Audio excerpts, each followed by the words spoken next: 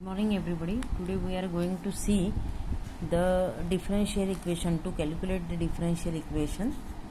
So here we have to write the expression for differential equation. Now how this differential equation comes? So you have seen that this particular spring has some motion in downward direction when some weight is connected to it.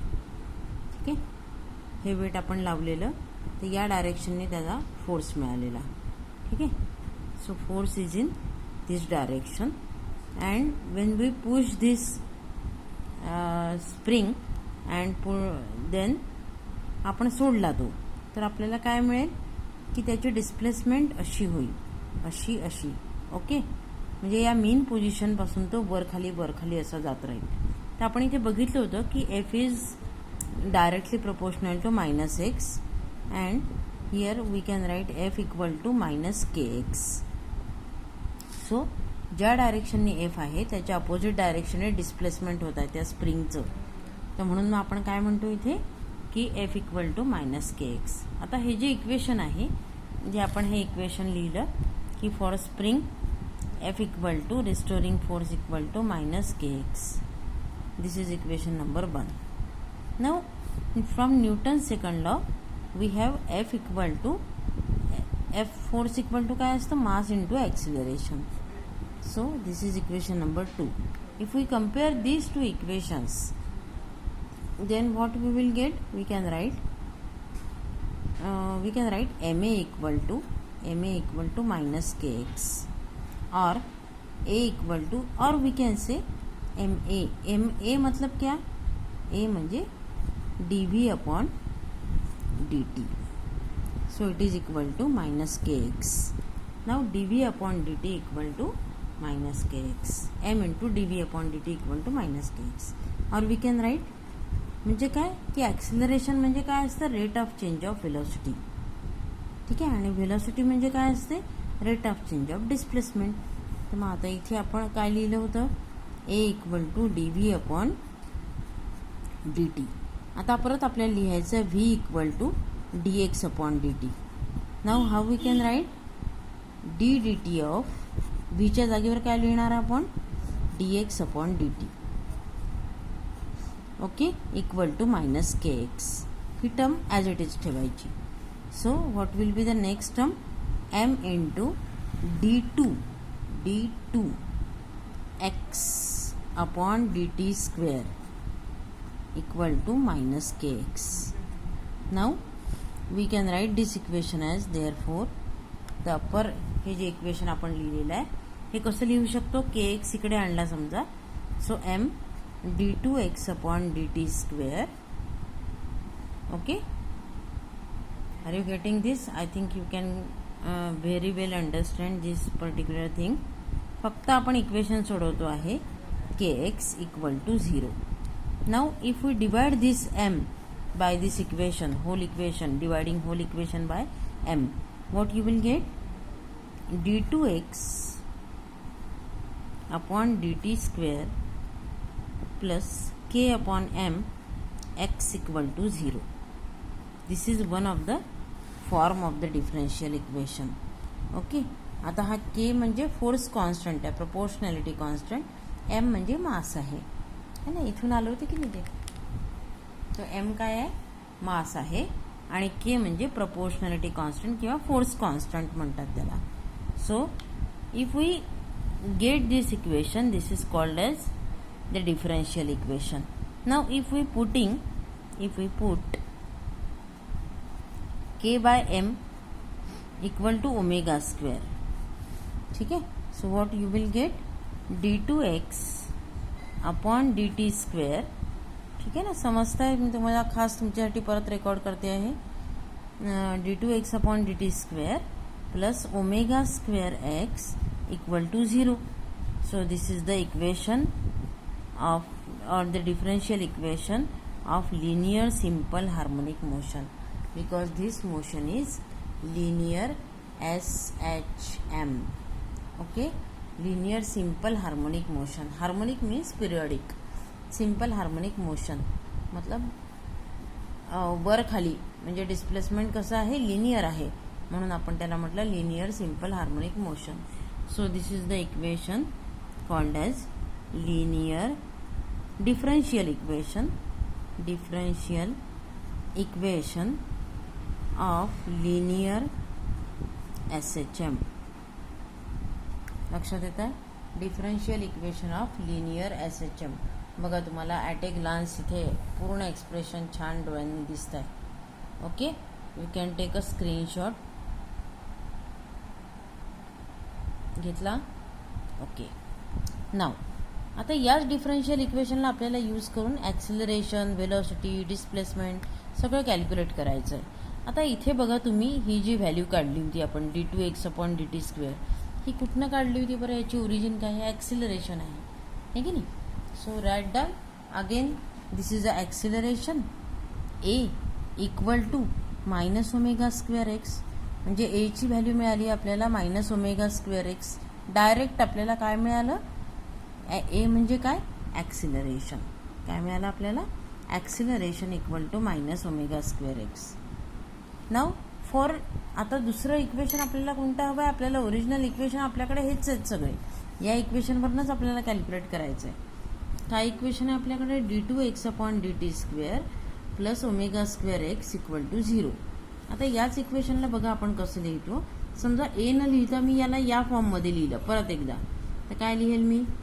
d2x/dt² equal to -ω²x असं लिहू शकतो आपण. म्हणजेच काय?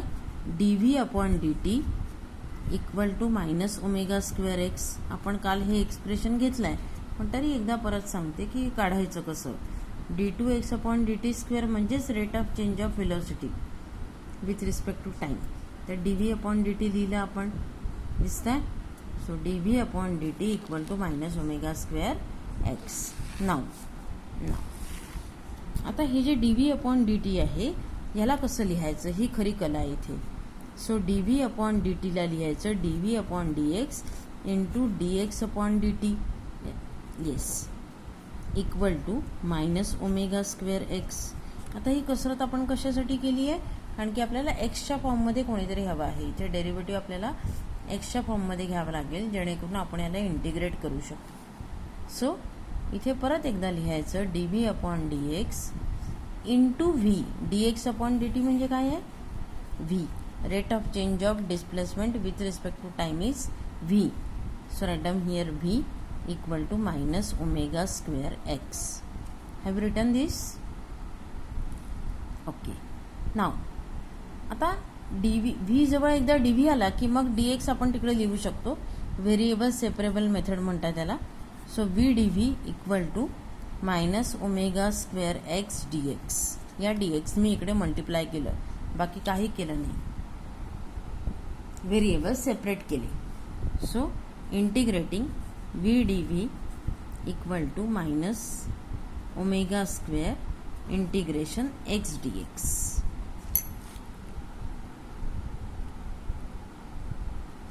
Okay. Now आहे v dv म्हणजे v²/2. एकनी वाढवतो ना आपण पॉवर इंटिग्रेट करताना. हा v⁻⁴ आहे, मग काय होऊन जाईल त्याचं integration? v²/2 equal to -ω² x²/2 plus c है ना. So this is the equation. और we can say that if we rearrange these terms we can get the new form of the equation. But from this equation we can calculate the value of velocity of this particular spring. velocity of this spring है ना. आपल्याला displacement माहिती आहे, याच्यावरून आपण velocity काढू शकतो. Okay. किंवा याचं एक्झाम्पल जरी नाही घेतलं तरी सिंपल लिनियर सिंपल हार्मोनिक मोशनमध्ये जी पण व्हेलॉसिटी आहे ती या इक्वेशननी काढल्या जाईल. जनरल इक्वेशन आहे हे. दिसतंय तुम्हाला पूर्ण इक्वेशन बघा एकदा. असं सिस्टमॅटिक लिहायचं. तुमच्या समोरच मी तुमच्या स्पीडने लिहिते. ओके. ओके. सो एकदा का आपल्याजवळ हे व्ही स्क्वेअरवालं इक्वेशन आलं की आपल्याकडे एक दुसरं इक्वेशन आता आपल्याला इथे घ्यायचं आहे, ते म्हणजे एक्सचं इक्वेशन लिहायचं आहे. आता पहा, इथे आपल्याला कशाची व्हॅल्यू काढायची आहे, एक्सची व्हॅल्यू समजा काढायची आहे. तर एक्सच्या व्हॅल्यू काढण्याकरता आपल्याला बाउंड्री कंडिशन अप्लाय करावं लागेल, म्हणजे जेणेकरून पहिले सीची व्हॅल्यू निघून मग सी इथे पुट करावं लागेल. Okay. So let us see. Boundary condition काय आहे आपली, की x equal to plus minus a ही व्हॅल्यू ठेवायची आपल्याला. X equal to plus minus a जेव्हा व्हॅल्यू ठेवतो तेव्हा व्ही इक्वल टू 0 असते, है ना. एक्स्ट्रीम पोझिशनला पोहोचल्यावर तुमची वेलोसिटी किती राहणार, 0, है की नाही. So here we can take V equal to 0. Now वरचं जे इक्वेशन आहे आता आपलं हे वालं, ते कसं होऊन जाणार, 0 इक्वल टू, इक्वेशन नंबर देऊ शकतो आपण याला, 1 2 नंतर इथे आपण देऊया 3, this is 4, this is 5, then this is 6, and from equation 6 we can write 6 implies काय होणार, 0 equal to minus omega square A square upon 2 plus C. तर मग आता सीची व्हॅल्यू आपण याच्यावरनं काढू शकतो. तर सी इक्वल टू काय होणार, omega square A square upon 2 मिळाली आपल्याला सीची व्हॅल्यू. एकदा सीची व्हॅल्यू मिळाली की आपण ती कुठे ठेवायची, या इक्वेशनमध्ये. ठीक आहे. सो या इक्वेशनमध्ये आपण ही व्हॅल्यू ठेवू आणि मग परत हे इक्वेशन आपण त्या फॉर्ममध्ये लिहू. So putting the value of C here in equation number 6 काय होणार मग, V square by 2 equal to minus omega square X square upon 2 plus omega square capital A square. Capital A काय आहे, ॲम्प्लिट्यूड. आताच सांगितलं थोड्या वेळापूर्वी. कॅपिटल ए काय आहे, ॲम्प्लिट्यूड. म्हणजे ही समजा वेव्ह असेल तर ही त्याची ॲम्प्लिट्यूड असते, है ना. ही वेव्ह आहे समजा आपल्याकडे, तर ही त्याची ॲम्प्लिट्यूड आहे. ओके. तर इथे डिस्प्लेसमेंट आहे. So the maximum displacement is there. काय आहे, पूर्ण व्हॅल्यू लिहा, omega square A square upon 2. ठीक आहे. पूर्ण इक्वेशनमध्ये तुम्हाला 1/2 1/2 सगळ्या ठिकाणी आलेलं दिसतं, ते कॅन्सल करून टाकायचं. So the equation will be V square equal to minus omega square X square plus omega square A square. Okay. Now rewrite the term V square equal to, आता जी व्हॅल्यू पॉझिटिव्ह आहे आणि यातनं काही common असेल तेही काढून टाकायचं. सो ओमेगा स्क्वेअर कॉमन काढू आपण पहिले आणि जी पॉझिटिव्ह आहे ती पहिले लिहू. सो ए स्क्वेअर मायनस एक्स स्क्वेअर ही व्हॅल्यू येणार. ओके. दिसतंय पूर्ण एक्सप्रेशन छान असं एका पेजवर कम्प्लीट दिसतंय तुम्हाला. Okay. So v square equal to omega square into this. Now v equal to काय होणार मग, plus minus omega into a square minus x square. Sorry, under root of लिहायची ही value. Okay. Plus minus omega, ओमेगाला आपण under रूटमध्ये लिहायची गरज नाही कारण ओमेगा स्क्वेअर ऑलरेडी प्रेझेंट असल्यामुळे प्लस मायनस ओमेगा इथे लिहू शकतो आणि under root of this value. Okay. So the value of v is coming like this. याला हायलाईट करा. इक्वेशन नंबर आपण इथे 7 आणि इथे 8 देतो आहे. Okay. So in this way we can calculate the velocity of the particle also. ठीक आहे. velocity of particle आपण इथे काढलेली होती पण तिथे सी नव्हता कॅल्क्युलेट केलेला. तर पहिले आपल्याला सी कॅल्क्युलेट करावं लागला. सी कॅल्क्युलेट करण्याकरता आपण बाउंड्री कंडिशन लावली, ही वाली, ही बाउंड्री कंडिशन आहे. आणि मग आपण सीची व्हॅल्यू काढल्यावर परत त्याच इक्वेशनमध्ये ती व्हॅल्यू ठेवली तर व्हेलॉसिटीची व्हॅल्यू मिळेल. समजतं इतकं सगळ्यांना. ओके. आता हे जे व्ही वाला इक्वेशन आहे याला परत आपल्याला व्हीला dx अपॉन dt लिहायचं आहे कारण आपल्याला एक्स कॅल्क्युलेट करायचं ना. इथून आपण एक्स नाही उचलू शकत, आपल्याला पूर्ण काहीतरी प्रोसेस करावी लागेल यावर. तर काय करायचं, व्हीला परत आपण dx अपॉन dt पुट करायचं आणि मग x एका जागेवर आणायचं आणि dt दुसऱ्या साईडने घेऊन व्हेरिएबल्स परत सेपरेट करायचे आणि इंटिग्रेट करायचं. तर हे मी दुसऱ्या पेजवर करताय, हेच इक्वेशन परत लिहिते नेक्स्ट पेजवर. ओके. आता बघा, मगाच्या पेजवरनं आपण हे v equal to equation number 8 जे होतं ते इथनं परत लिहिलं आहे आपण. ठीक आहे, कारण आपल्याला इथून एक्सप्रेशन पुढे न्यायचं आहे आपलं. तर v equal to plus minus omega under root of a square minus x square. Now v equal to काय आहे, dx अपॉन dt. आताच सांगितलं तुम्हाला dx अपॉन dt पुट करायला लागेल. इक्वल टू, सध्या आता प्लस मायनस बाजूला राहू द्या कारण हे आपल्याला नंतर लिहायचंच आहे. तर omega under root of a square minus x square ही व्हॅल्यू आपण पॉझिटिव्ह व्हॅल्यू घेतो असं समजा. ठीक आहे. सो आता इथे कसं आहे की एक्सच्या टर्म आपल्याला कुठे दिसतं, तर इथे एक्सची टर्म आहे आणि ह्या इथे dt एकटा आहे, तर याला आपण राईट साईडने घेऊन जाऊ आणि याला लेफ्ट साईडने आणू. So dx upon under root of a square minus x square equal to omega dt. आता इथे कसं झालं आहे की ओमेगा हा तसे कॉन्स्टंटच आहे, त्याच्यामुळे तो आउट ऑफ इंटिग्रेशन राहील आणि इथे एक्सच्या टर्म्स आपण एकत्र आणल्या. सो इंटिग्रेटिंग व्हेरिएबल सेपरेट झाले ना, सो इंटिग्रेट करू शकतो आपण. Integrating both sides we get dx upon under root of a square minus x square equal to omega integration dt. लक्षात येतं इतकं? ठीक आहे. सरळ सरळ इंटिग्रेशन आहे, काही नाही आहे इथे, डोक्याला काही त्रास नाही आहे, सरळ इंटिग्रेशन काढायचं. So dx upon under root of a square minus x square काय आहे याचा स्टँडर्ड फॉर्म, तर sine inverse x upon a चे हे इंटिग्रेशन आहे. ठीक आहे.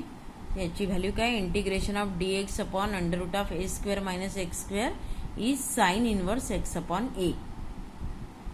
Okay. So the equation on the right hand side is omega into dt चं इंटिग्रेशन काय आहे t. So plus c. So this value is sin inverse x upon a. तर c च्या ऐवजी आपण इथे फाय घेऊ कारण सगळं अँग्युलर फॉर्म मध्ये येणार आहे म्हणून. हे एक इक्वेशन आहे जे महत्वाचं आहे आपल्यासाठी. Okay. We can write x upon a equal to sine of omega T plus phi. इथे आपण सी च्या ऐवजी फाय घेतलाय कारण की आपल्याला तो अँगल आहे म्हणून. So X equal to A sine omega T plus phi. So this is the equation for displacement and this is most important equation. Again, if we put the boundary condition on phi, then we can get the different value of x. Five वर किंवा पूर्ण equation वर जर आपण boundary condition लावल्या तर अजून picture वेगळा राहील. But this is the expression for the displacement. तर हे इथून जे व्ही पासून स्टार्ट झालेलं ते ax पर्यंत संपलेलं. ओके. हे इक्वेशन आपल्यासाठी तिसरं इक्वेशन जे आहे, इक्वेशन नंबर आपण इथे 9 देतोय आणि this is equation number 10. So equation number 10 is the expression for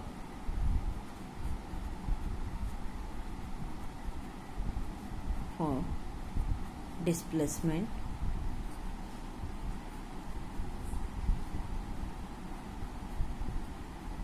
of particle in linear simple harmonic motion. Okay, in linear simple harmonic motion this expression is also important. म्हणजे आपल्यासाठी जे महत्त्वाचे equations आहेत ते म्हणजे 10 आहे, इथे 8 आहे, याच्या आधी आपण जे काढले ते इक्वेशन्स, ॲक्सिलरेशन काढलं होतं ते इक्वेशन, हे सगळे आपल्यासाठी खूप महत्त्वाचे आहेत. So all these expressions are very important in oscillations. Okay. Have a nice day. Good day.